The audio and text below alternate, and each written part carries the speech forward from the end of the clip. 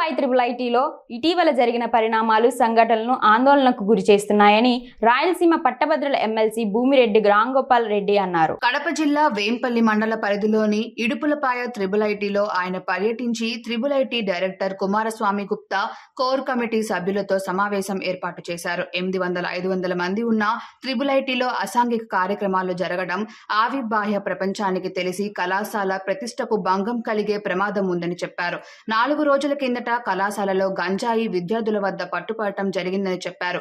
గంజాయి ఆంధ్రప్రదేశ్లో లేకుండా చేయాలని మంత్రివర్గ ఉపసంఘం ఏ రోజైతే సమావేశమైందో ఆ రోజే ఇడుపులపాయ త్రిబుల్ ఐటీలో గంజాయి పట్టుపడడం బాధకు గురి చేసిందన్నారు.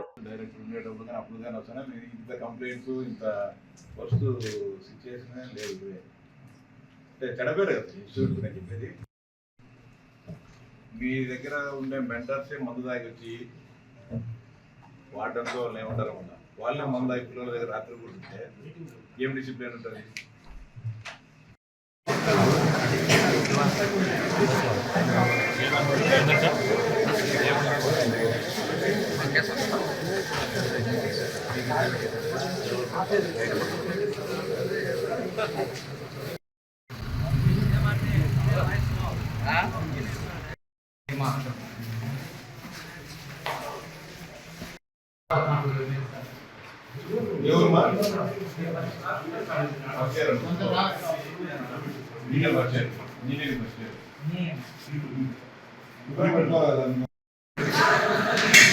అంటే